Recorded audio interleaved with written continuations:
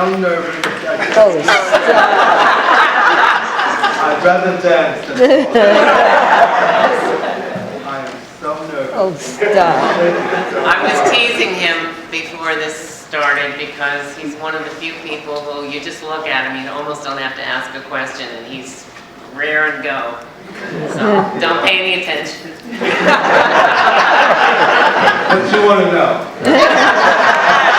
I have some questions. Dudley, there's some sweet photos. I think you saw them in the slideshow. I wondered how you got to dance. I know you went to high school of performing arts and Juilliard, but how did you start out? It was an accident. Acting? Accident. Oh, an accident. It was an accident. I was taking dance class once a week with Hoskins, Sheldon B. Hoskins, as it says in the program. And I really wanted to be a pianist. And I was late with my application for both music and art and high school performing arts. And they wrote me back and they said, do you do anything else? And I was taking dance class once a week. Wearing my brother's shorts and my skinny little legs, still skinny.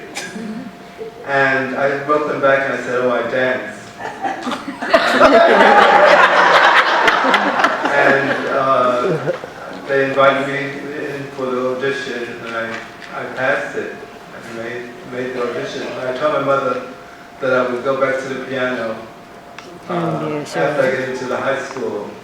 But the reason I wanted to go dance at the high school was because I met Elio and Bob Howard and Bill Luther and Ray Ross and all these people, Nancy Lang. I met all these wonderful people and I wanted to be their friend. Elio was my first friend in high school. Oh, I loved him. I absolutely loved him. I used him for homework. I couldn't do anything academically, but simply a knit. We had, it was a horror in high school. But I wanted to go to the high school performing arts because of all these people that I met. And I took the exam. Once I got into the school, we had a concert, a yearly concert of dance. And I said I wanted to switch over to the music department. And I went to Dr. Grossman, was his name, head of the dance department, music department. And he said to me, he said, you know, I seen you dance at the concerts in June, and you're very good. He said, oh, I want to tell you, not too many black classical pianists in the world. So I would suggest that you stick to the dance. I said, okay. I wrote my book, I never touched the piano. Oh, no. I think I could boom, boom, boom, boom, boom on the piano. But my mother was furious because she bought me a Stradette. Oh, no. She bought a big piano, and I don't know where it is now. But I never touched the piano again. But Dudley, why were you taking one dance class a week? How did that happen? I went to see and hear my uncle sing at the church on the hill. He was a beautiful tenor. And he used to sing when I used to go over to his house. He used to play the piano and sing for me. And I used to dance to his music when he sang. I was pretending I was dancing. I didn't know anything about dance. Only what I saw in movies. With ice skating with Sonia Henny and Marilyn Monroe and Jane Russell and actually it was a male Fred Astaire and Gene Kelly. I loved Fred Astaire. He was so classical. And I heard I went to hear my uncle sing, and I heard piano playing going on downstairs. So I snuck out the door, and I went downstairs, and I opened it up, and I peeked through the door. And Mr. Hoskins opened up the door, and he said, "Come on in."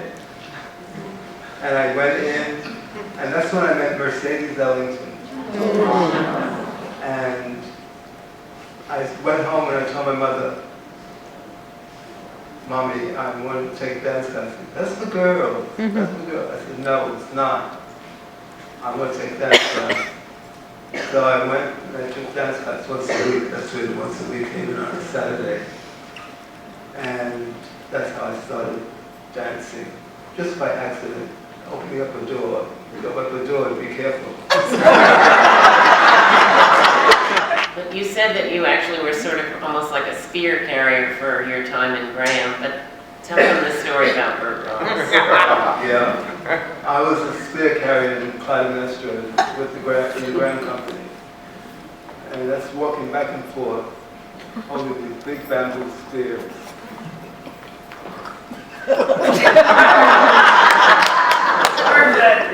There I was. Bertram was on stage, and I started going.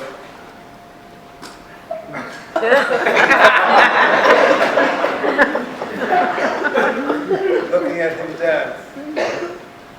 And we got off the stage, and he came over to me and said, "Don't you ever do that to me." I was upstaging him. Very funny, but I learned something, how to hold myself on stage. You can't blink, you can't breathe, you can't do anything, you can't lick your lips.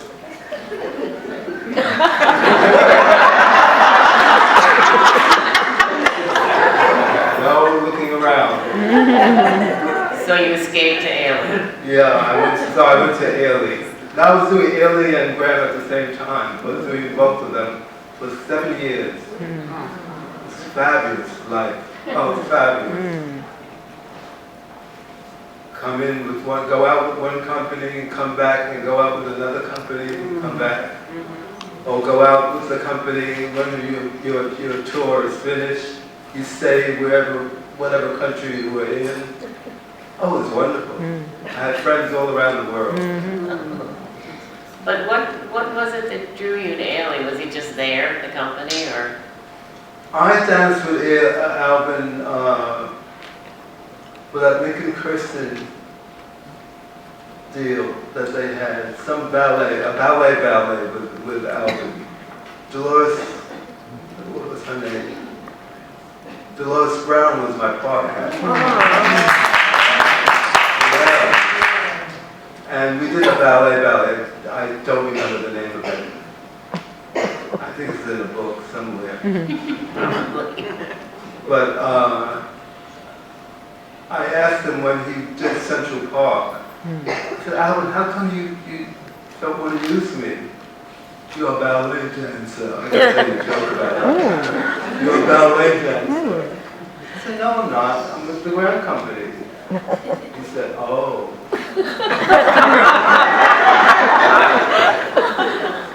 He was going to Europe, first time in Europe, London and Paris, and he was taking Tally Beatty's works, Congo Tango Palace, Road of the Phoebe Snow, and I had worked with Tally at 9 o'clock in the morning at Michael's studio. Dirty studio. But anyway, 9 o'clock, Tally throwing ashtrays at us. But I knew the ballet. And Alvin wanted to take those ballets out on the tour with him to London and Paris. And so he called me up and he said, "Chicken, I'd like to have you come into the company." And I said, "Alvin, I would come into the company, but under one stipulation, I don't do this." Oh, I don't. And he honored that to the day he died. You're kidding. Why? Wow. Yeah, somebody yelled why. Skinny me doing this? Somebody I know. Sheila. Yeah. Yeah, tell me this. I trained and trained and trained to lift you around. But when you went into Ailey, they were at Clark Center then, right? They were at Clark Center, yes. That's where I learned Twiggy in Revelation. That's the first thing I learned in Revelation.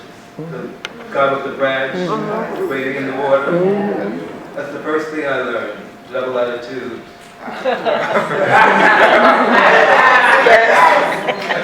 Can you talk a little bit about the atmosphere there? And that it was run by Adele Halls, as you heard, but she was quite an amazing, sort of scary person, I thought. No, she didn't frighten me. No, Fierce. she was strict. Yeah. But that's where I met Thelma Hill, by the way. Yeah.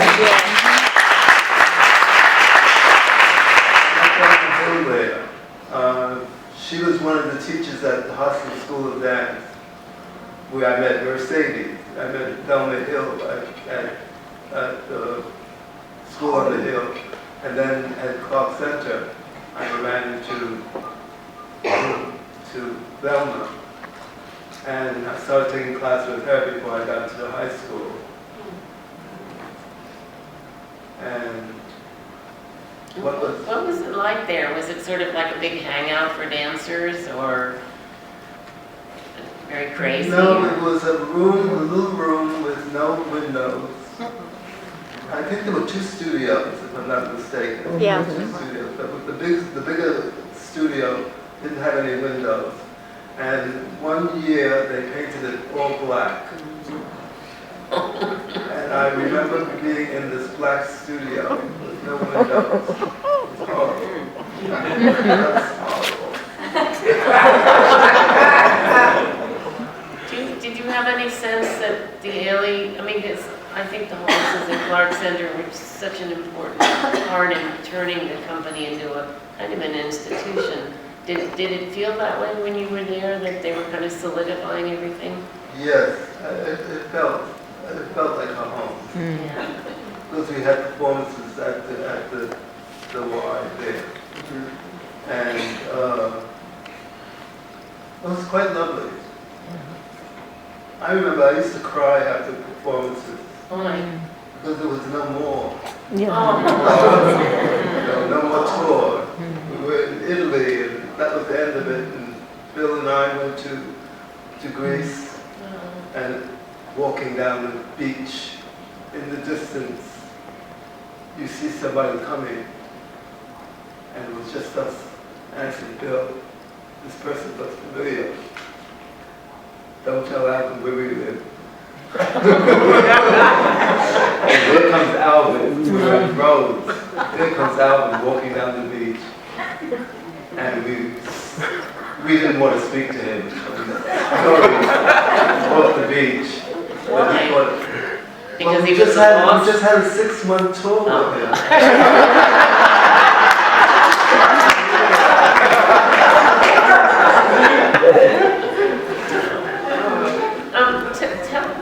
Tell us about how you got cast for I Want to, I know it's jumping a bit in time, but how you ended up being cast for I Want to Be Ready, that solo of yours, which is on the screen now, actually.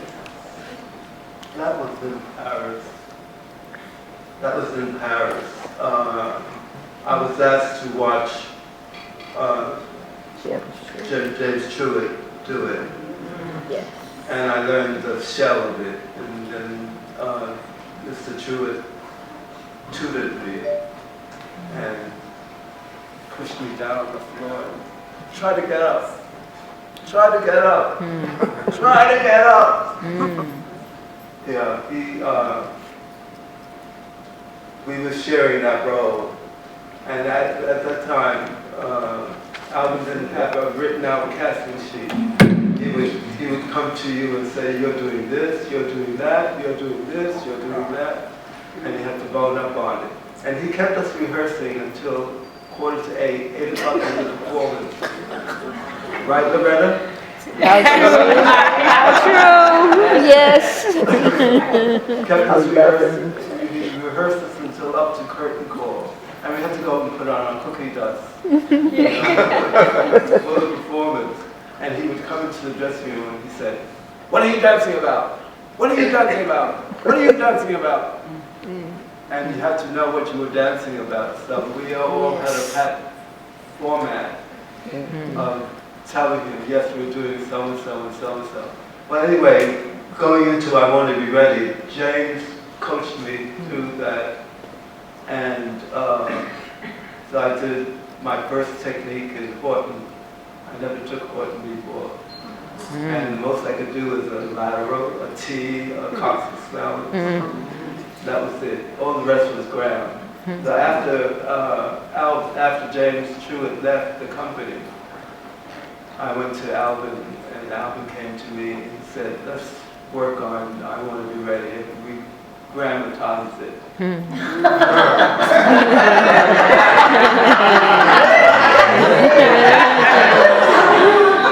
Did it change a lot over the years? Changed it, yeah. He changed a lot of it. Did you? I changed a lot of it. I'm going to tell you this funny story about Alvin and my I Want to Be Ready. It came to the point where I would not be a gambler. I'll tell you the reason why. Because if my Lord and so forth and so on. Well, I got the bright idea. I went to John Parks and Calvin Rotaria. And I said, I'm going to throw dice. I would not be a gambler. And we did that, the three of us did that for about 2 weeks. And Alvin finally came over to us and he said, "Boys, it's not working." But he let us go for about 2 weeks throwing.